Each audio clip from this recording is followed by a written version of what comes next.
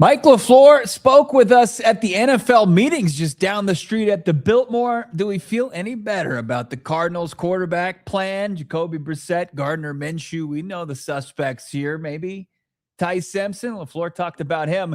The Cardinals' mission going forward, though, it's abundantly clear. We're going to get into it. It's all right now. It's PHNX Cardinals.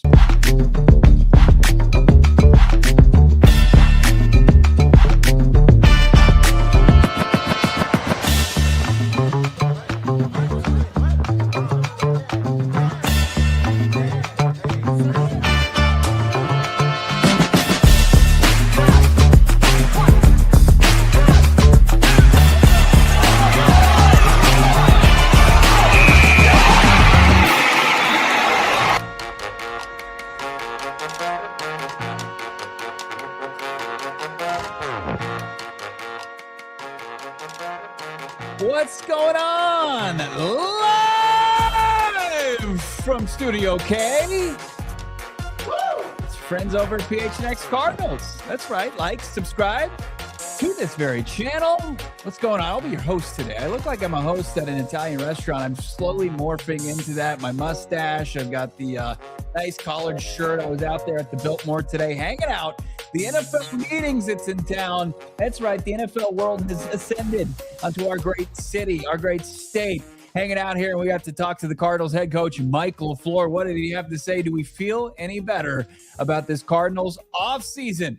Also heard from the Cardinals general manager. It's kind of off-the-record stuff. He did comment on my mustache. Shane Diefenbach behind the Mac today. Looks like no, he'll make his way in at some point.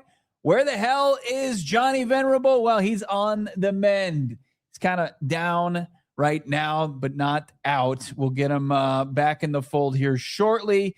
But Dave is just saying, JV, he finally gave up. No, he did not. He'll never give up. He'll never give up on this team. He's been through it long enough to try to see this thing through and make sure that the Cardinals are in a good place. But you're going to hear from their new head coach, what he's been up to last 2 months, we'll give it. I do not hate you guys, as somebody's suggesting in the chat, but I want to say hello to everybody out there. How about Sag? How about Shaft, Dave, and Derek Quimby? I see you, Mike the Builder. Love to see Aaliyah in the chat. How about Daddy Rabbit, Skinny Ass Pedro? Yeah, I'm here for that as well, and it's not going anywhere. Big Chino, Don, Bert Cards, David, great people in the chat, ready to hear about their favorite team that continues to torture them on a daily basis. Naheem, how we doing? Jenga Man, see you with your supporter emoji in full effect. Emily, JoJo, how about Anthony Brown dropping some super chats? We're going to get to those later, but got to get to really kind of the theme of the day out there at the Biltmore Hotel and Resort. Quarterback situation. It was a heavy topic of discussion. Kyler Murray's exit, some parting words for K1. What's up next? Jacoby Brissett, Gardner Minshew, Ty Simpson potentially. We hear from LaFleur as far as those go, plus some updates as far as some injured players, some philosophies we're picking up as far as Mike LaFleur and his new staff go. But the number one topic of conversation was the quarterback. LaFleur pretty much confirming the team's decision, obviously, why they moved on from Kyler Murray. It was kind of like, just felt like time, right? It just felt like everybody needed a change of scenery. You'll hear from the coach himself, but then, of course, expressing confidence in the current situation. You'll hear why he likes Jacoby Brissett. You'll hear hilarious story about what he feels about Gardner Minshew, and how he had a 3 or 4 hour conversation with him at the Senior Bowl and what those guys bring to the table. But the key takeaway is the Cardinals, they like their quarterback room, but it also is very apparent it's not finalized. They don't feel like, hey, this is our QB room. It's now and it's going to be in the future. Let's keep in consideration the Cardinals, they've got no quarterback under contract beyond this season on the roster. It's Gardner Minshew. It's Jacoby Brissett. It's even Keaton Slovis, and they're all on one-year deals. Who's going to be here beyond that? That remains to be seen. Is somebody vying for QB2 of the future? man, what a horrible game show that is. What a horrible reality show that is. Are you QB2 of the Arizona Cardinals beyond 2027? Who starts to figure that one out? But what's the approach going to be to building that quarterback room? And we kind of got some insight as far as that goes from our guy, Mike LaFleur. Both quarterbacks obviously have played in the league a lot. Experience provides, the stability, but for what? For a transitional year. And that's become very apparent. And, that's where you kind of get into the debate where it's been heated on this show as far as, is Ty Simpson a worthy investment? We hear from LaFleur on that, and you can kind of jump to your own conclusions. I'll give you my thoughts on it as well. But then somebody, a part of Mike LaFleur's development and road to becoming a head coach in the NFL, somebody very key in that, had his own thoughts on Ty Simpson, and they're very intriguing. And should it maybe push the narrative even harder that the Cardinals need to be on the Bama prospect? We'll continue to get in that. And also his draft evaluation, his interview with the Cardinals. We heard from Mike LaFleur on that. But let's hear from LaFleur.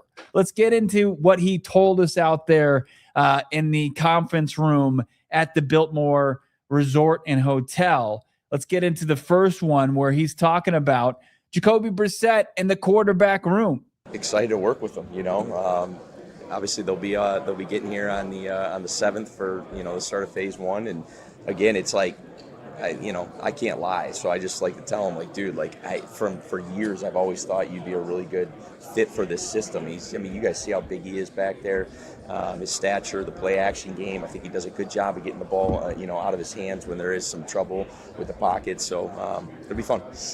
No, I think what's good is, he's been around this league, right? And he has an understanding, particularly in year one, of us putting together, one, the staff, two, the rest of the roster through free agency and working through the draft process. And then three, like I've told you guys, this isn't the Rams, the Niners, the Packers. This is us. So we tore this thing down, and we have our foundational pieces that, we're going to do schematically.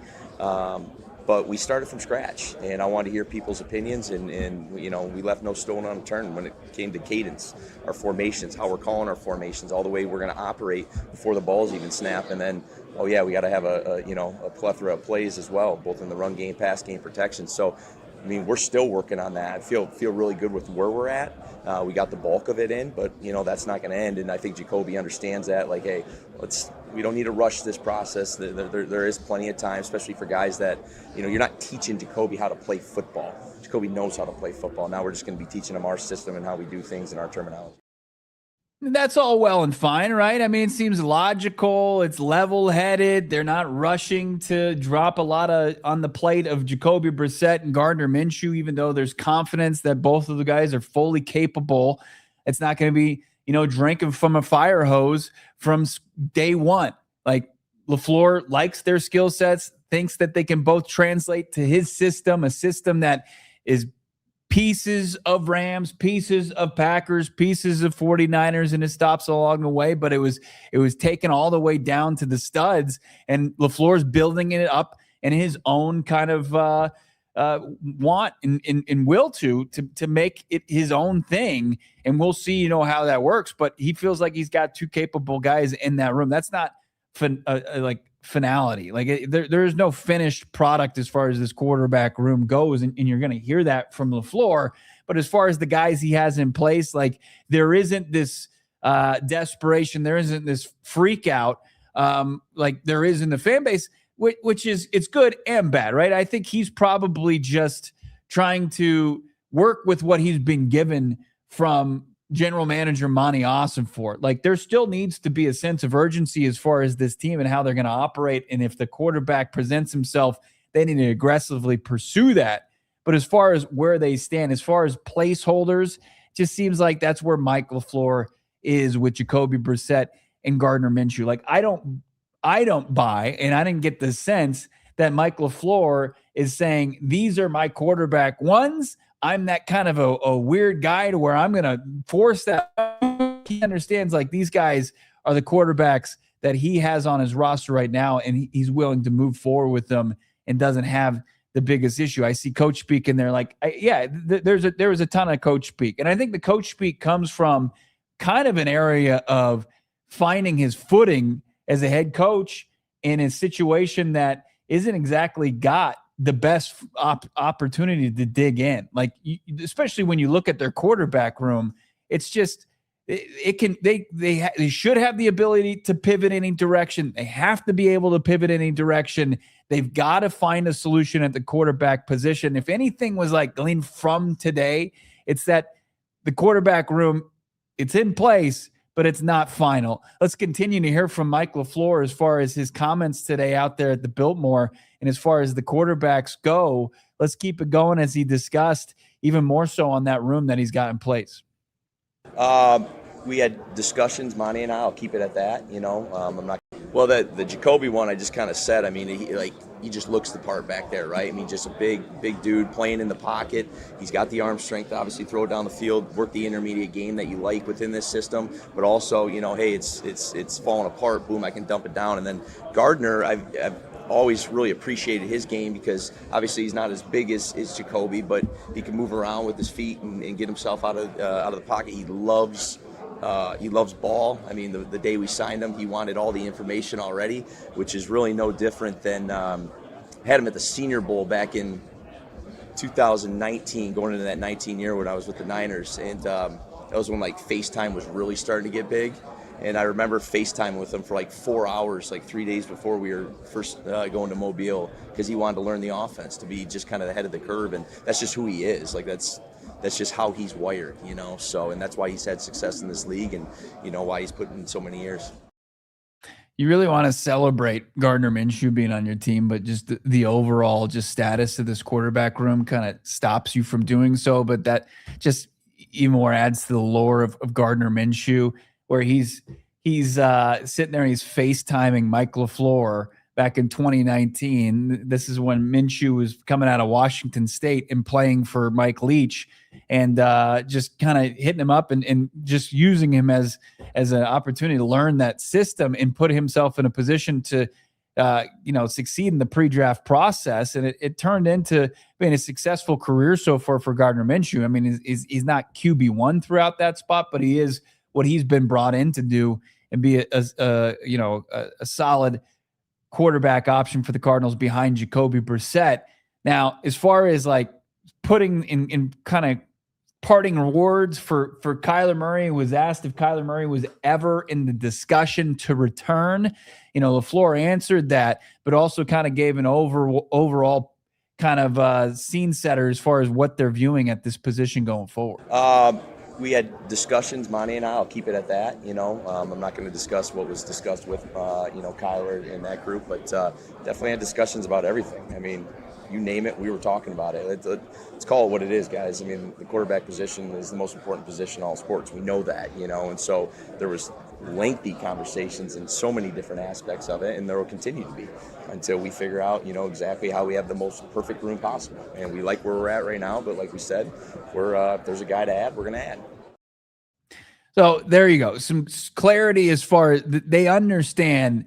They're not just kind of shooting by the hip here, flying by the seat of their pants as far as the quarterback position. They realize just how serious you have to take finding the next one as far as that position goes. And that's important to kind of remember, like when you go through this Ty Simpson evaluation, they're not going to aggressively trade up back into the first round to get Ty Simpson if they don't think he is a solution to that room. They're not going to be going after him if they're just going to have him as a potential placeholder along with Jacoby Brissett and Gardner Minshew. But they also understand that they have to act with urgency here, that they can't just kind of say, hey, we're just going to have a pair of backup quarterbacks as our QB room, and then we'll just see how it goes. Like, they have to be able to monitor this. And if anything arises that has them the ability or gives them the ability to upgrade and find a better solution there, that they have to go do that. And that's what you're seeing from Mike LaFleur and what you're hearing from him, even though it is a whole lot of coach speak, and that's fine. One last thing as far as closing it out, and it kind of adds a little bit more context to it and more to the Gardner Minshew lore in what how wild of a quarterback option he is. This was Mike LaFleur, what he learned from his 4 hours hanging out on FaceTime with the Cardinals QB2. this guy is a maniac. He loved ball. It was cool because I didn't really know where it was going to go, you know. And again, FaceTime was kind of new. I mean, don't fact check me on that, but I think in 2019 it still was kind of, we were still calling people, maybe not on the hard line or whatever. But no, it was good. And like I said, you know, he just reached out to me and wanted the playbook, and then, hey, could we do a FaceTime? And like I said, I'll never forget. I sat outside, just had kind of my stuff out there, and I mean, I don't know if we went 4 hours, but it sure felt that way. And it was really cool. And it told me a lot about who that guy is. And again, sometimes, you know, guys that over prepare, they kind of overthink it too, and that's not him. That's just his process, and he loves it. And you know, he's just gotten a little bit older, but I can tell he's still the same guy. I know this. People are voicing their displeasure, maybe a little depression in the chat as far as this quarterback room goes. I mean, I don't know if it's something that maybe I've just kind of like come to grips with, that the Cardinals, when we heard from Mike Garafolo last week, and we're going to talk to Mike tomorrow as the meetings continue, about the Cardinals had a price point for a guy like Malik Willis, and then they didn't want to go further than that, so they didn't pursue now the Dolphins quarterback as he navigated free agency. And, you know, are they going to be similar in their approach as far as Ty Simpson? They like him, but at a certain price point. But, you know, as it stands right now, this was probably the worst offseason to try to make a pivot from quarterback, but also from the comments that we heard from LaFleur and sifting through the coach speak, everybody was also, from the Cardinals standpoint and Kyler Murray's standpoint, was on board with parting ways, mutually parting ways. And now Kyler is a Minnesota Viking, and the Cardinals, as it looks like they didn't have a plan, but there was no options as far as this offseason goes. They're without a true starting quarterback. And we know, even though Jonathan Gannon's gone, that Monty Ossenfort and this team that he's built, it can't find sustained success, or really any success, just 2 wins without a starting caliber quarterback. That's what Kyler Murray was as he exited out of the door. Is Ty Simpson an option for the Arizona Cardinals? Mike LaFleur spoke on that, and he's going to break it down. You're going to hear from LaFleur as far as his comments on Ty, plus an update on Walter Nolen, and should we expect him back this season? It's all coming up next. It's here, PHNX Cardinals. If you love the NFL Draft, then this is your edge. The Die Hard NFL Draft Guide is built and based off of thousands of hours of film study, being boots on the ground, Shrine Bowl, Senior Bowl, Combine, talking to scouts, talking to coaches, really getting a feel for where these players are best going to fit and project in the NFL. We're talking hundreds of players in this class. This is the best draft breakdown Cardinals fans can find. It's all inside Fran Duffy's 2026 NFL Draft Guide at GoPHNX.com. We're talking scheme fits, positions of need, and prospects that are going to define the offseason, setting Mike LaFleur potentially up for success, keeping Monty Ossenfort employed. All right, so what are you going to find in the guide? Well, you're going to find player comps. You're going to find strengths, weaknesses, physical tools, analytics, highlights, analysis from all across the space, everything you need to try and determine who are the best players for your team. You get access to the guide if you're a diehard, and you'll also get access to a couple of individual breakdowns I'm doing specifically for your team. All right, look, if you want surface level breakdowns, you can get them anywhere, but if you want independent thought, if you want thorough breakdowns on all of these prospects, become a diehard, get the guide. Or you can get access to the 2026 guide for just $26. Let's win draft season. Hit that like button, subscribe to PHNX Sports here on YouTube. All right, who you hire as your lawyer really matters. Do your research. And when you do that, you're going to land back on the husband and wife law team. Mark and Alexis Breyer, the husband and wife law team, they're Phoenix locals who have raised their 8 kids here, and their firm is built around one thing: getting the best results for their clients. Their team brings hundreds of years of combined trial experience. Several of their attorneys are certified specialists in a couple things: personal injury and wrongful death.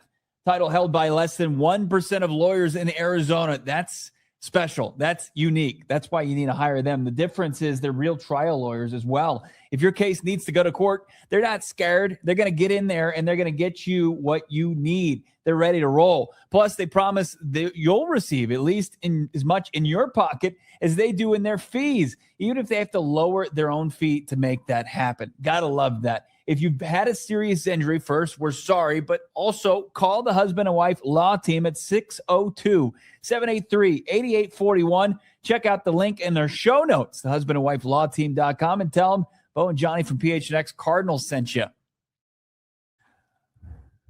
A lot of speculation that Johnny Venerable is not here today because he didn't like the comments he heard from new head coach Mike LaFleur out there at the Biltmore for the NFL meetings on Ty Simpson. But I'm sure he was eating up the comments that were made by, of course, LaFleur's head coach from the last couple seasons in, who is it? Sean McVay. Sean McVay was on Kay Adams' show today and said, as far as Ty Simpson, quote, I like the way he handles himself. I like the way he can evaluate a lot of different things that he's able to do that maybe translate to the NFL level. Then McVay pivoted, tried to be a little bit more, I guess, political with it and brought in, Fernando Mendoza, and also that, he's evaluating a lot of quarterbacks in this class. But, Kate was talking about Ty Simpson, and that was almost as complimentary as we've heard as far as Ty Simpson from,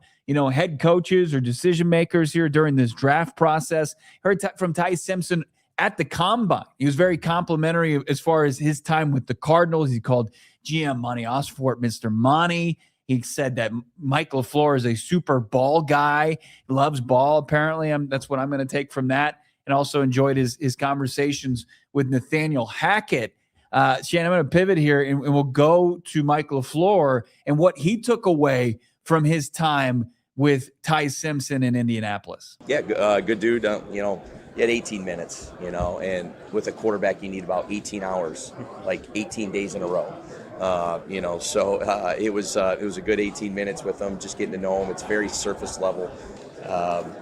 These guys aren't dummies either. You throw on 5 plays, like they know the 5 plays. Now, we don't give them the 5 plays what they're going to be, but they're quarterbacks, right? They're going to know. And but no, really impressed with him as a person. Good dude, and see where it goes. See where it goes. We'll see. Good guy. 18 minutes. Got on I'm sure it sounds like maybe the whiteboard and had to break down 5 plays, and he did it well, and he checked a couple boxes, and he continues to be kind of like lightly on their radar. Like, is anybody saying definitively like Ty Simpson is on their radar? And a lot of people saying the Cardinals are a Ty Simpson team. Let's further this conversation with Mike LaFleur breaking down what he wants to see from a young quarterback, some of the main attributes. Yeah, there's a ton. One, toughness. Like, if you can't sit back in the pocket and you're a no flinch guy, or you're flinching back there, you got no chance, right? So just the ability to sit back there. Now, what you got to decipher is a lot of times guys aren't in those pockets, particularly the smaller school, whatever it is, because you're not going against those pass rushes. But there are a handful that you can find that you got to say, is that it or is it not? And then natural thrower, like, is it coming out tight, compact, all that? Decision-making, timing, accuracy. There's so many factors that go into quarterback play, but the first 2 that I just said, if you don't have toughness and you can't sit in that pocket and you're not a natural thrower, it's hard to play in this league. Is he talking about Ty? Do we know? Does anybody get that sense? Is he talking about Ty Simpson, Bama quarterback, when he breaks it down? Is Ty Simpson, when you look at the film, when you look at his 15 games that he started for Alabama, is toughness stand out to you? I know he played through injury, but as far as he also breaks down the ability to make those throws, the arm talent, I think I can kind of see some Ty Simpson in the way that he kind of describes that. I don't know. I'm not going to live and die by Mike LaFleur's comments as far as what kind of traits he likes from young quarterbacks and bury the Ty Simpson draft option for the Arizona Cardinals. But I think you can actually, is me being one of the more that is like on the fence and skeptical about Ty Simpson being a first-round pick and doing what it takes in order to get him at the back end of the first round, is that worth it?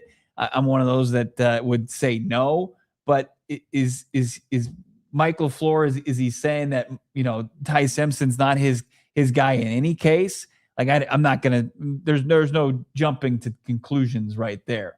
Like I don't think like that's a complete anti-Ty Simpson quote from our guy Mike LaFleur. But me hearing Sean McVay gas up Ty Simpson a little bit on the Kay Adams show, it did kind of reopen the idea, like, could he be a Mike LaFleur guy?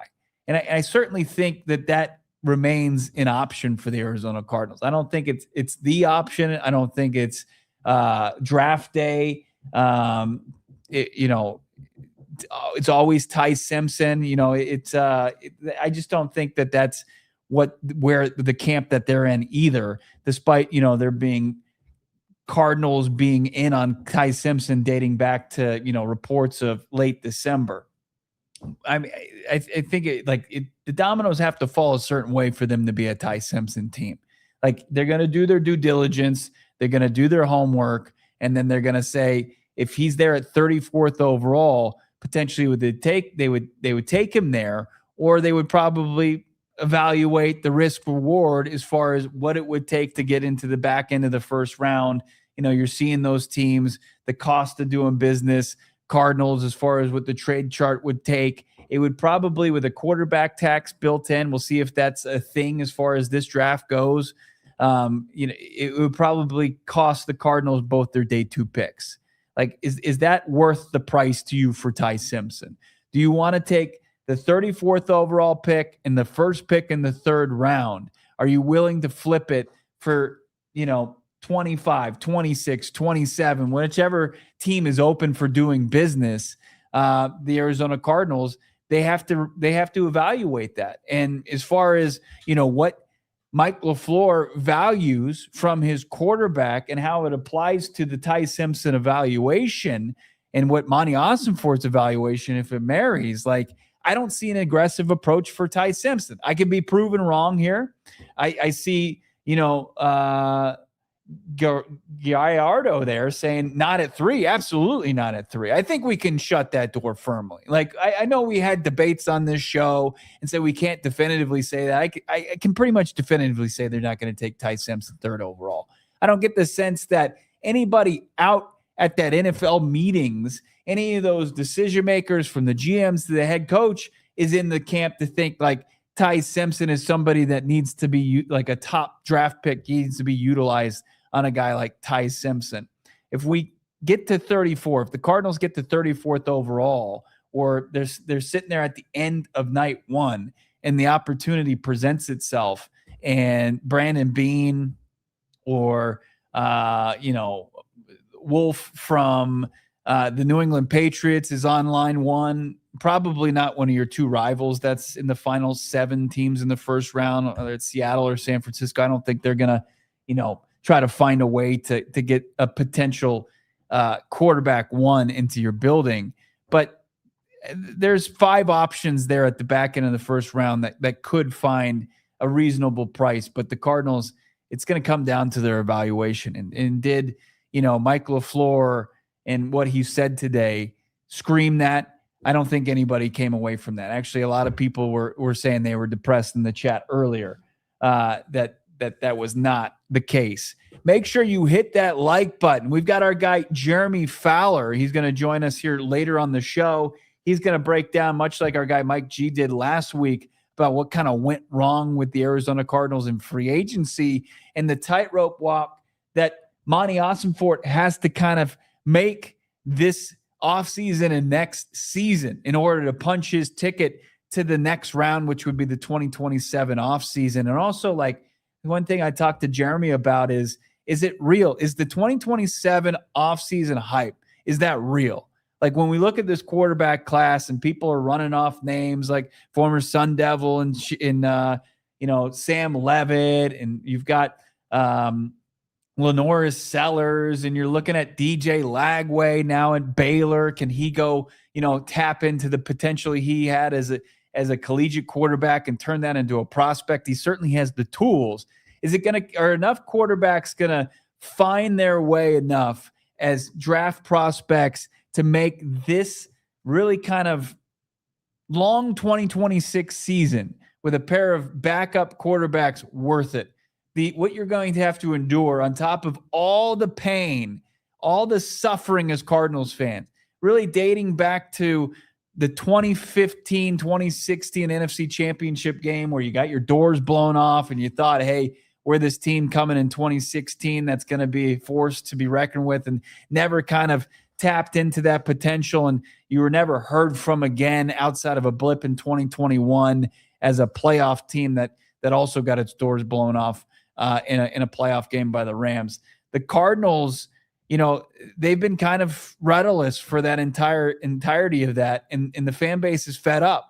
Can they endure one last stretch, and is 2027 really going to be the light at the end of that tunnel? We'll get into that conversation. Let's do that next with our guy Jeremy Fowler of ESPN, ESPN.com. Hit that like button.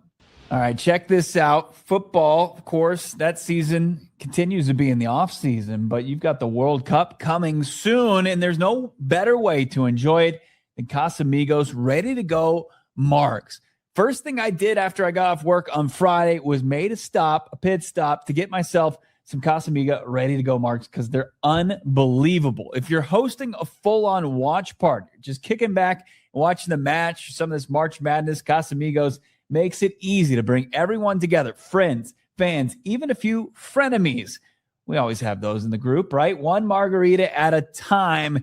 These are ready to enjoy, made with simple, high-quality ingredients like Blanco tequila, real lime juice, and natural flavors. Just uncork, pour over ice, throw on a lime, and you're good to go. We know margs here in the desert, so they're not going to be able to fool us, and they're unbelievable. They've got the two flavors. They've got the classic lime, and they've got the spicy. Just 110 calories per serving and real juice, the perfect pairing for whatever you've got on the table. So no matter what you're rooting for, you make sure you're saying cheers with Casamigos Margarita.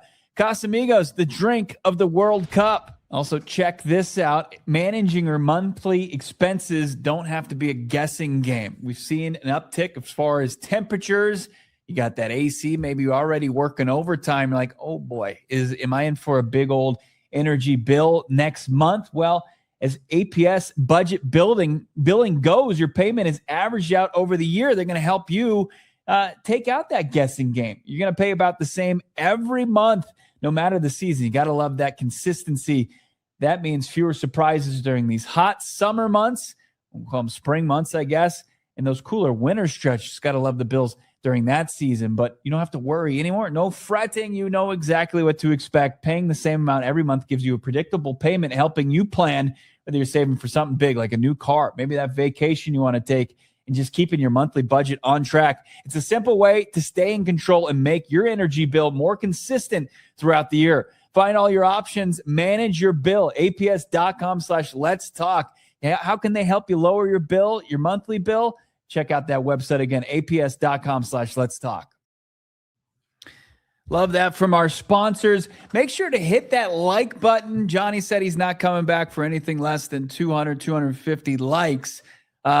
Still kind of getting the pulse of the national media on, of course, this Cardinals team. We already see like the national media's pivot on Kyler Murray. They didn't give the former franchise quarterback a whole lot of love, and now they're seeing him with Kevin O'Connell, and still haven't been able to go and listen to O'Connell's comments on K1 from today. That might be something we kind of dive into in tomorrow's show, but the Cardinals, it's clear they've moved on. That was a decision made, shortly after week 5 during that disastrous 2025 season. And they continue to pick the pieces up, and quarterback it's the theme. It's going to be this theme for this team. I think pretty consistently all the way until potentially, a year from the end of April. Right. It's the pretty much the 2027 draft. I don't think there's going to be any kind of like actual clarity as far as the future of that position, the Arizona Cardinals, until then. And that's daunting. That's as people were joking about being kind of a little bit downtrodden, that just fuels that even more so. And it's unfortunate because this fan base deserves a little bit more of a clearer as far as their approach goes at that position. What does Jeremy Fowler think about the Arizona Cardinals offseason so far? What went wrong in free agency, and what's this high wire act Monty Ossenfort is trying to attempt?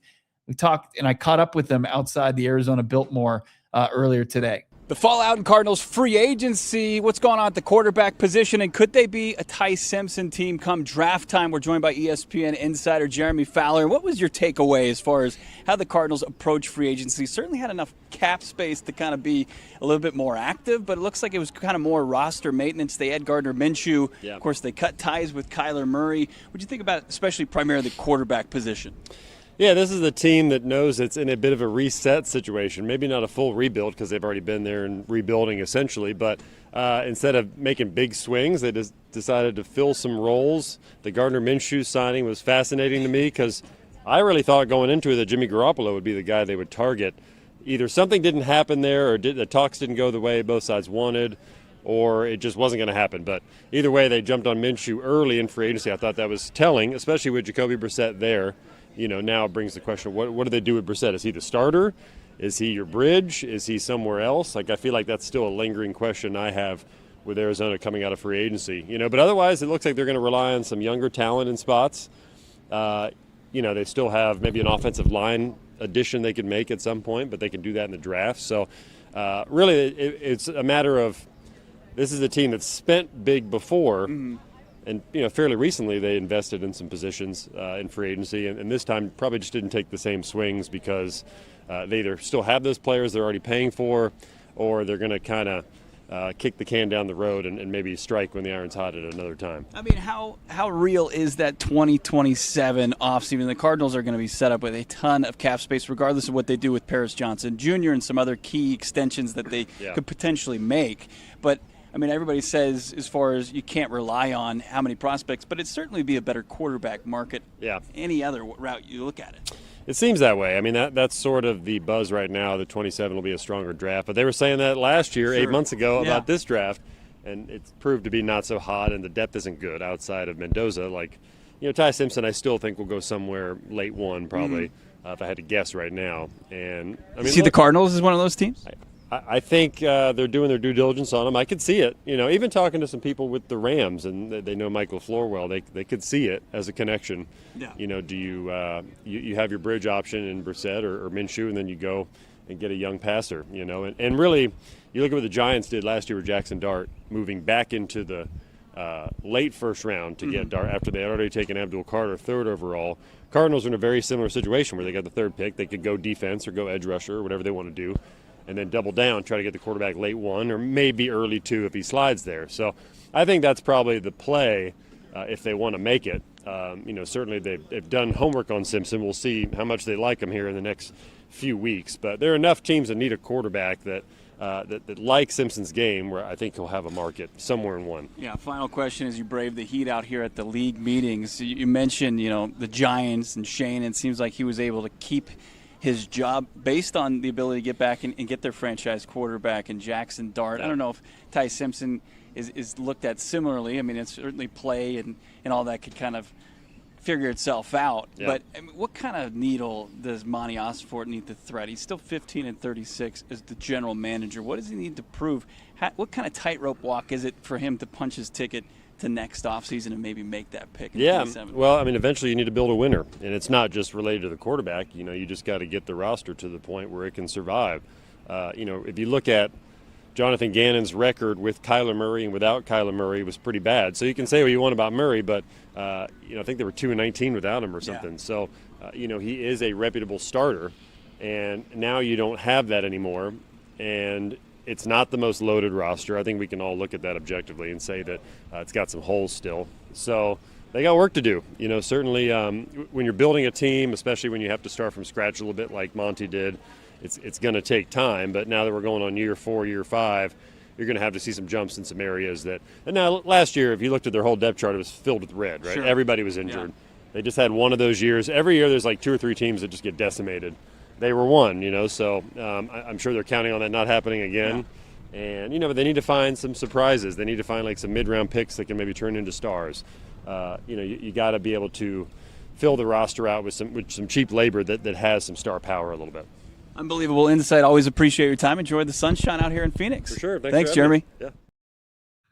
Good stuff from Jeremy Fowler. One thing I love about just the show in this community is when you've got a good get like Jeremy Fowler, he's giving you some insight from a national perspective on your team. And most of the comments are like, what is with this guy's mustache doing the interview? Bo, one thing I realized from that, the takeaways from that interview are 2027, there's buzz and it's real and it's around the league. And also that angle with my mustache that Noah shot me in there, not great. It's not good. But we'll move forward with more of the takeaways from that. I think that even if you don't have some of these quarterbacks hit in the 2026 collegiate season, they're going to provide toolsy, questionable prospects that you even lack in this draft. Like there's not even really that. Like there's a Drew Aller, and then you've got a couple guys that were decent collegiate quarterbacks like the Nussmeyers, even like Ty Simpson. Like he doesn't blow you away with his tools, his traits. At least you've got some high trait guys, and that at least gives you like from the Sellers, from the Levitts, with Lagway, and obviously Arch Manning at the top.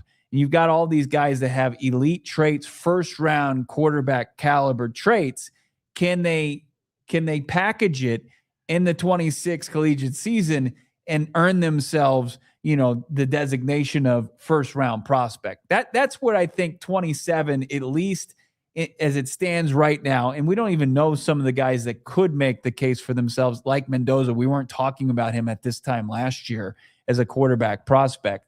Who can make their way into that conversation? And then you even think about, the Cardinals aren't going to be the team that relinquishes the lone, good quarterback option next offseason. There's going to be one. And there's going to be decisions that have to be made as far as quarterbacks like Baker Mayfield. Like it's already starting out as way more options than 2026 had just getting into things. But I understand like the skepticism, like things can absolutely change quickly and on a dime. And you're sitting there saying what thought to be a, quarterback rich offseason still has limited options. But the Cardinals are going to be pretty much have the ability to be aggressive in every avenue. Like if Jacoby Brissett starts the entire season or some sort of combination of Jacoby Brissett and Gardner Minshew, how many wins is that realistically going to get you? In 12 games last year, it got you 1. Let's say with an improved offensive line and a better run game and, Jacoby Brissett, the rapport with his playmakers, let's say that narrows that wide gap of 1 win to 11 losses to what, 5? So where does that put you? That puts you right around the top 10. You're going to have your draft capital. You're going to have all this cap space. You're going to be able to, aggressively trade 2 first rounders. I know the Browns, they pulled out their idea for 5 first rounders. So that's at least off the table. 3 first rounders, whatever it may take. Hopefully there's the options. That's the biggest key in my opinion for 2027. Hopefully these prospects get their tickets to the dance and at least you have the opportunity to at least, scout them and have a chance to aggressively get into the top 10, top 5, like it's going to need to be for the Cardinals. But, as far as Ty Simpson goes, like, do you want to give up assets, capital, especially not for next year in order to get up there? Like when I look at these guys that are 6'2", 6'3", 6'4", 6'5", and they've got rocket arms and they're dual threat, like I'd much rather have that chip for that tier 1 caliber prospect. So you guys crushing it in the chat. Cardinals had some new uniform numbers drop today. and some other kind of news and notes as far as this Cardinals team goes. Actually, one last thing from Mike LaFleur. He had an update as far as Walter Nolen and an update as far as where he stands this offseason and could he be available after his knee injury at the end of last year. I'm not even going to get into the specifics exactly what he had. I just know he's looking good. He's looking good. He also said the same thing about some guys that ended the season out, like Trey Benson and James Conner. And those guys are all trending. They're all, finding their way to the facility on a daily basis there for the Cardinals. So doesn't seem like Walter Nolen is going to be a guy that's going to miss significant time, but could he miss some time to start the season? Hopefully it doesn't turn into just a mirror image of what we saw last year. So Cardinals released a couple new numbers today. You had the team drop this on their social media at AZ's Cardinals. As expected, Will Johnson going from 0 to 2. Mac Wilson Sr. quickly grabbing that Kyler Murray jersey. I mean, that thing wasn't even vacant for a week. Mac Wilson was grabbing it, but excited to see Wilson fly around in it. I mean, like Kyler Murray's number, that's the one thing about this this parting of ways. Like his number's not sacred. It's not off limits. It's like even after like Kurt Warner retired, quickly after he left the facility, like 13 was taken and worn by some schlubs along the way. Like I think Christian Kirk was probably one of the better players to wear 13, but there was some bad players that have donned the number. And then looks like Cody Simon's going back to his 0, which 0, I still think, at the linebacker position, that's got a certain amount of aura that I can appreciate. Gardner Minshew is going to wear the 15 jersey. Kendrick Bourne wearing 17. So if you're just kind of doing the calculus here, like 0, 1, 2, 3 is accounted for Budda Baker. I don't think is 4. I think 4 remains open. Greg Dortch vacated that number. 5 is accounted for. 6 is James Conner. 7 is Jacoby Brissett. 8 is retired, or at least Larry Wilson number. 9 is BJ Ojolari. Like you're seeing not a whole lot of quarterback numbers there. So if you're just doing that, what could Ty Simpson potentially wear, even if he was drafted into this organization? Algiers wearing 22. That's a good running back number. You got Roy Lopez jump back in. He's going to be wearing a new number, not 98. He's wearing 51. And then Wilkinson gets back his 65. You got Devin Duvernay with 81. So if you're not a big numbers guy, I get it, but I always like to follow it. Andrew Wingard, he's 27 there, your new safety. But 0 for Simon. The big one's 1 for Mac Wilson Sr. Let's get into some super chats here. Once again, hit that like button. Subscribe to PHNX Sports. We'll see if Johnny is feeling any better, if we can get him back on the show tomorrow. But we're wishing our guy the best here on a football Monday as the NFL world has ascended here on Phoenix, Arizona, the Biltmore for the league meetings. Let's kick it off here. Who do we got? Is it Anthony Brown? Yeah. 70s Dirty Movie is calling Bo's name. LMAO.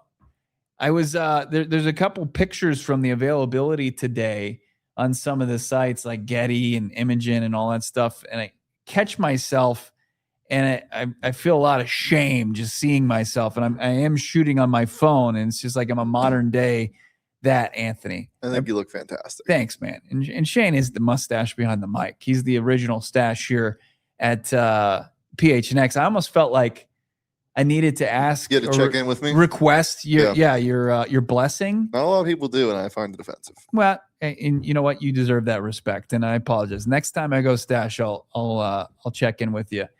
Keeping it going here. How about Byzantine Carnobi? You've got just a super sticker right there, $4.99. Appreciate the support. Same thing with Jeremy Johnson. Appreciate that, Jeremy, the $1.99. Our guy Brian P. Jacoby's 1-11 at quarterback in 2025. Mike LaFleur, quote, Jacoby knows football. Of course, he's got a gag. a gig. How many head coaches say this roster is dog water? Fire the GM. So Brian, looking at, Mike LaFleur having to go up there and do a lot of coach speak just because he has to kind of save face and put on a brave face for the roster that the general manager has constructed. It's certainly possible. But the thing I took away is like they understand that they've got a lot of work at that position to be done. And there was one option this offseason really that you could have pivoted to. The one thing I will say too about, like, we hear from McVay, he's talking to Kay Adams about Ty Simpson, and he's being, as transparent as any head coach can be. Like, there's not anybody that's just going to be like cavalier and like, I love this guy, I want him on my team. But also, like, McVay's out there and he's kind of recruiting Kirk Cousins today. Like, I'd love that just for one day, like, live in that world and follow that team with that head coach or that decision maker for the team and just be like, that guy, like, we want him. That would upgrade our room immediately. Like, why aren't the Cardinals in that business? Like, I'm not saying that to Mike LaFleur. Hey, your first head coaching job, come in and just be as blunt and aggressive in the media as that. But, McVay obviously is a Super Bowl champion and respected as one of the top 3 coaches in this league, has the ability to do that. If he's that, transparent, why can't, other teams or coaches adopt that? Daddy Rabbit's jumping in $4.99. If 2 wrongs don't make a right, do 2 QB2s make a QB1? No, that goes against any of the math that we're doing here. No 2 BQs equal 1 quarterback. Actually, multiple quarterbacks in a room, multiple quarterback 2s, they do not make a QB1. That's really unfortunate. It doesn't add like that. Keeping it going. How about Grayson Radke? Should draft Ty and start him week 1. Either 1, he's terrible and we have a good pick, or 2, he shows promise and we can take advantage of players sliding due to the quarterback heavy draft next year. I just think the thing about Ty, and I don't know if you were saying, did he suggest where you draft Ty Simpson? If you take Ty Simpson 34th overall and all you're doing is utilizing the 34th overall pick, well, a lot of people believe Ty is going to be at the very least first rounder. If you just utilize the second round pick, it's not going to sink your ability to team build. But if you utilize your second round pick and you're adding a third round pick and potentially future picks, that's where it starts to get a little dicey as far as the Ty Simpson conversation goes.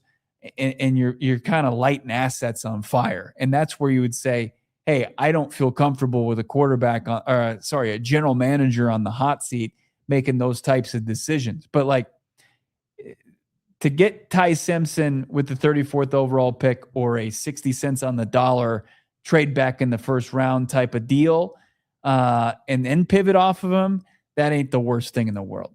How about this from Roberto Calamari? Love the profile pick, a little achy breaky heart. They were always going to get their quarterback in 2027. I'm late to the party on that, admittedly so. I wanted better things for the 2026 Cardinals and their fan base specifically. I thought that a general manager with Monty Austin-Fort's record, his cap space, the state of his roster, had the ability to go out there and aggressively pursue a Malik Willis or another quarterback option, and it wasn't going to move forward with the status quo QB1 with Jacoby Brissett, who is a modern day backup, and then just add a backup to him. So that was something a reality, a harsh reality that I didn't want to accept. And that's why I think maybe like I was reluctant to join that party, but I'm there with you now. Like, I think that there's an off chance or a slim chance you could get Ty Simpson if the dominoes fall perfectly, or you get out of the draft with a day 2, day 3 guy, like a Nuss, like a Beck, like an Aller maybe, but maybe a Cole Payton. But are they going to be somebody that's going to be looked at some point during the season and given a chance to wipe away the team truly looking to 2027? I think that the percentage points on that are very low. Roberto's back. How about this? Interesting. He keep mentioning Brissett's height.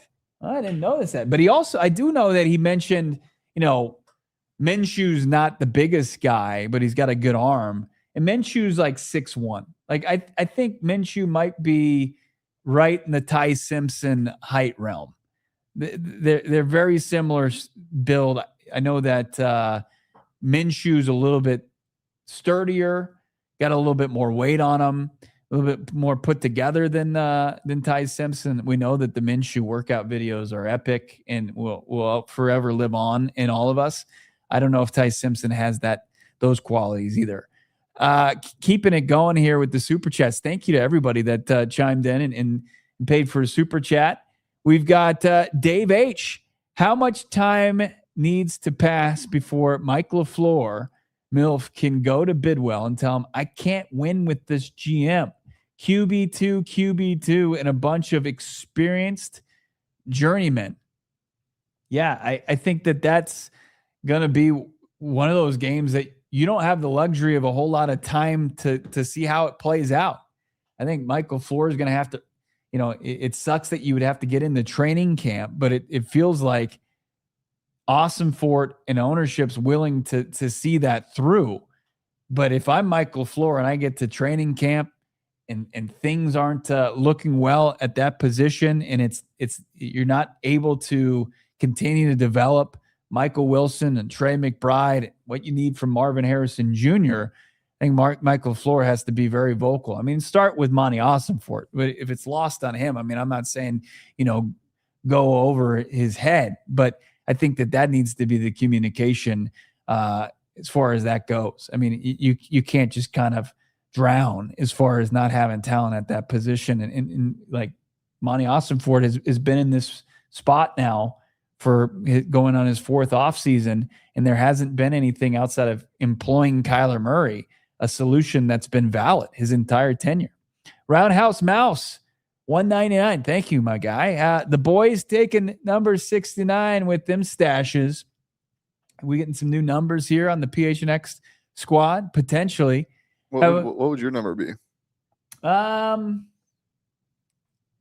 I was always number 16 back in the day. That's not fun. What do you say? What are you in that for, Shane? It's a gross number. 16? Yeah. What's wrong with that? Chat, get him. Don't sick our chat on us. How dare you? It's bad. AZ Sports Hater saying CJ Carr. Wasn't CJ Carr a true freshman last year? I don't think CJ Carr is going to be eligible for the draft out of Notre Dame next year. Bo Diggler, seeing that in the chat. How about this from Doc? Very generous, $10. Doc Miles. Maybe this will be like 2004 draft for us. We needed a QB, but the new coach stuck with the mid QB from the season before, and we got players in the first 3 rounds: Fitz, Dockett, and Dansby. One of the greatest drafts in Arizona Cardinals history. You're right. It did set them up for success. Like, you look at that Super Bowl run, like a lot of those key players, including Fitz, were from that draft class. It was as deep and there was a ton of star power in there that lasted for years for the Arizona Cardinals. It's just, I mean, that's what it's got to be.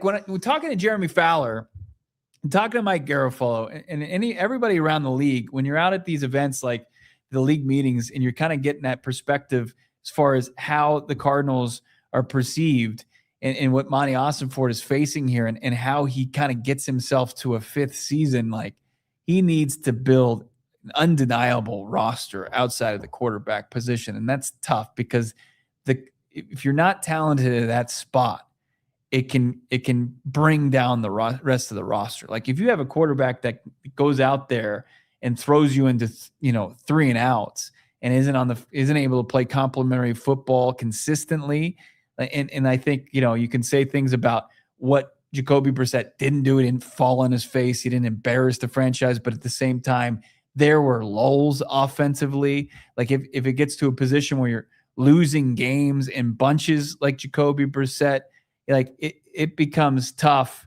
as far as, working on and showing off the rest of the roster. I mean, he showed off Michael Wilson and Trey McBride, but a lot of that came when the game was already in hand and it wasn't going the Cardinals' way. So that can't continue. Like, you have to see like big time improvements on the defensive side of the football. You have to see large improvements on the offensive line. You added one that was your key free agent addition and potentially could be one of your top draft picks. You've got to see progress as far as the rest of the roster. You've got to see top 50 picks like Marvin Harrison Jr., Darius Robinson, Walter Nolen when he gets healthy, Will Johnson become consistent contributors to this team in order for Monty Ossenfort to make his case, even if he doesn't have a quarterback in 2026 and if he's waiting for 2027. Roundhouse Mouse is back. Here's more money. Thank you, my guy. Just that's a super chat there. Even if you don't have a question, you're just saying, here's more money. We appreciate it. And then we got our guy, Brian P. Bo is a 16. JV feels like a 35. It's kind of strange he says that because wasn't that Johnny's number? Was it? I think I've seen a Johnny Venerable high school football picture, and I think he was 35. Wow. So our guy Brian knows ball. Wow. He's been looking into maybe it's on Johnny's Wikipedia page. And we got a new supporter here for PHNX Sports.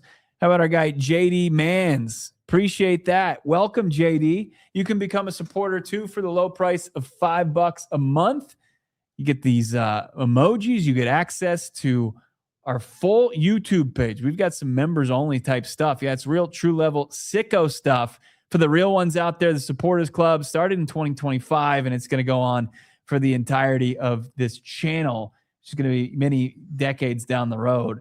But yeah, it's legit. Toe Tree's doing the practice reports for ASU. If you're a Sun Devils fan, you want to know what's going on with the quarterback competition. You got that. It's strictly members only, most of it.